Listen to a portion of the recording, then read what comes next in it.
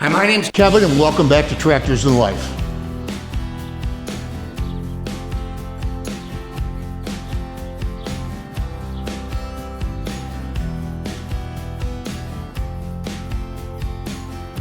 Well, so this is May 25th, 2 days before my surgery.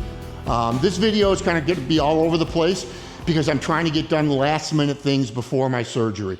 I'm going to show you a project that I've got coming up out in the back of the property that I just ran out of time and the conditions were horrible. So I'll have to deal with that. You know, once I have the surgery, I have to be in a sling for 4 to 6 weeks and then physical therapy and all that baloney. So I don't know how long I'm going to be out. I am ahead on videos. We purposely tried to do that. So hopefully it wouldn't be off of YouTube for too long. But right now what I've got to do is the absolute last minute things that I need to do. So stick with us. Thank you for joining us, and let's get to work. Almost the end of May, and I'm still having to wear mucks in the backyard. Unbelievable. So let me show you guys something. Is this noticeable? Yeah, what a mess. So this entire area has been a pain since we bought this house about 8 years ago. And I gotta fix it. So what my plan is, by the way, this is May 25th. Yeah, so we'll see when we come back and do this. My guess right now, because I've got surgery coming up in 2 days, I'll bet by the time this is all dry and ready to work, I'll bet it's middle of July. So what I need to do, obviously I'm going to bring some topsoil in here. Unfortunately, a casualty is going to be the grapevines. I hate doing it, but you know, I should have never put the grapevine bed here. Plus the fact is, there's 1, 2, 3, 4 grapevines, and we just kind of did it for fun. We get Concord grapes from it. Honestly, the birds get most of them. You know, if you wanted to make wine or jam or something like that, you need 4 or 5 times the amount of the grapes that we have here. Yeah, I'm gonna take this out and I'm gonna bring this whole area up. Now granted, the proper way to fix this would be drain tile. I don't have the time to do it. I don't have an excavator, at least not yet.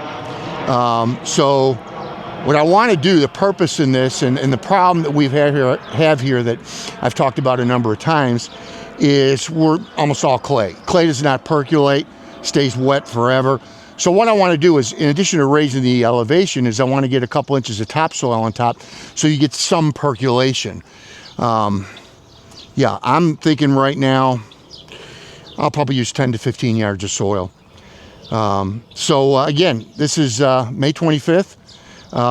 Through the magic of YouTube, I'll bring you back when we're ready to start on this project. My guess right now, I'll say July 15th. I think that's how long it's going to take. I've got the recovery after my shoulder surgery, but for this to dry out so it's workable, I bet it's July 15th. Let's see. Hey, I want to give a little shout out, and hopefully it's going to save you guys some money. These lawnmower blades were sent to me for the X350. The company is called Ranwin, and I'll put a link in the description for these. I have found, versus OEM, they're about 20% less money. I compared the blades to the original blades that I had on the little tractor, and I don't see any difference. I mean, I can't tell exactly what the grade of metal is. Maybe some of you guys can. But again, it's about a 20% savings. So I told them that I'd give them a shout out, and they said they were going to send me some blades as a sample. So I'll keep them for spares on the X350. The one Amazon link that they said says it fits John Deere X330, X350, X354, X370, X380, and it's compatible, the ones that they sent me, to the 42-inch deck. But they have a whole line. So I think that they're worth looking up if you think maybe you need some spares or you need to change your blades. Yeah, seem to be a good company, very, very pleasant to deal with. And they build a quality product for less money. So that's why I wanted to pass it on to you guys.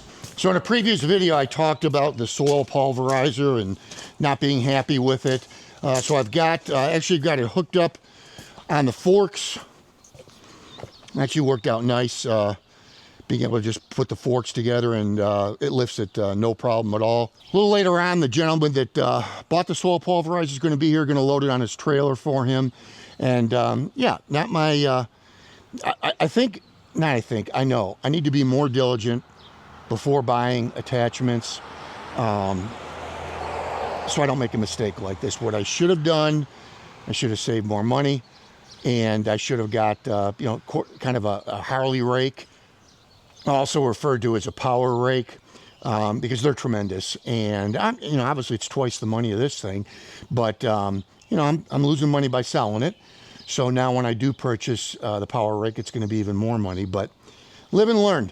So yeah, he'll be here in a little bit, and we'll get him loaded and then move on. So I want to get some seeding done. I love this little thing. This is made by Scott's, or at least it's sold with the Scott's brand on it. It's kind of a handheld seeder. So I've had it for a few years. It's great for smaller seeding projects.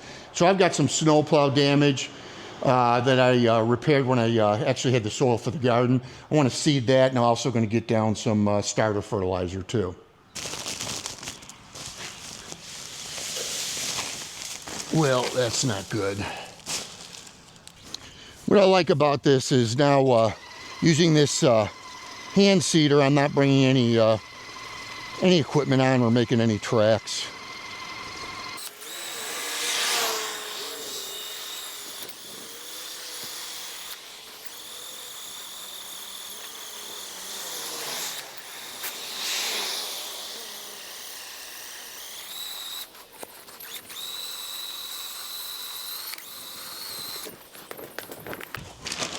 So this is starter fertilizer.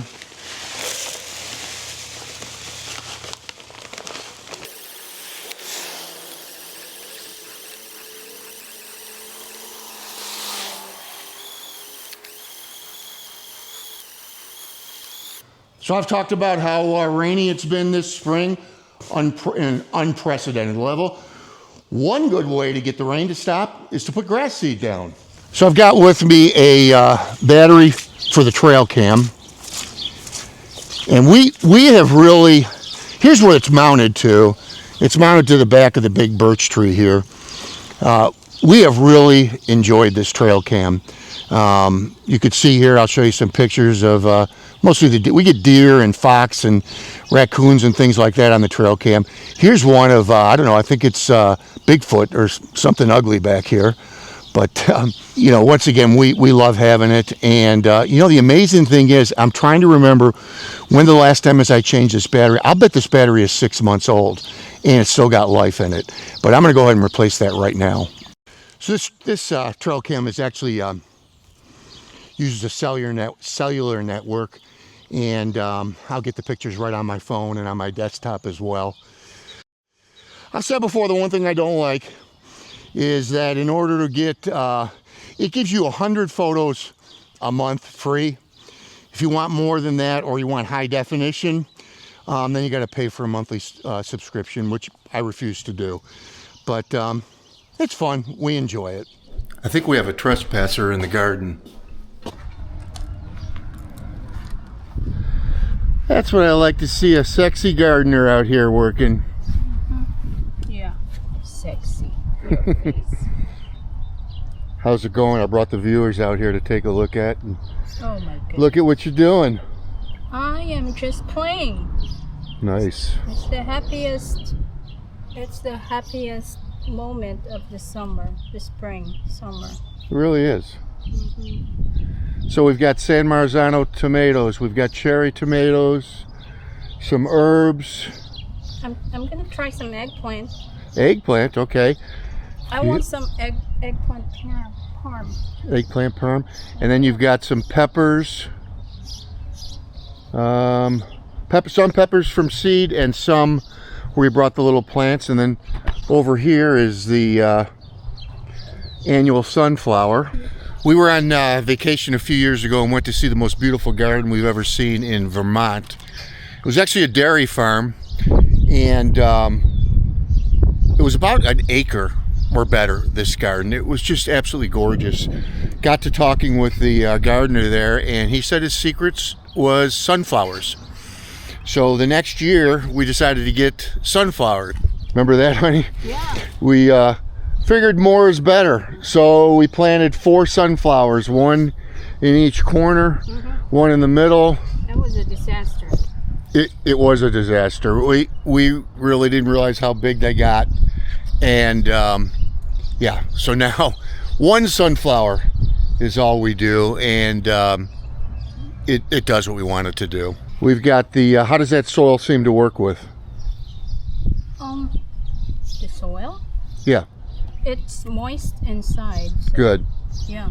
And one thing Tess has done, if you watched our channel last year, we had the whole garden in fabric. Now she's just taken a strip down each side to keep the weeds down along the perimeter. We felt that the fabric just didn't work for us. I think for a couple reasons.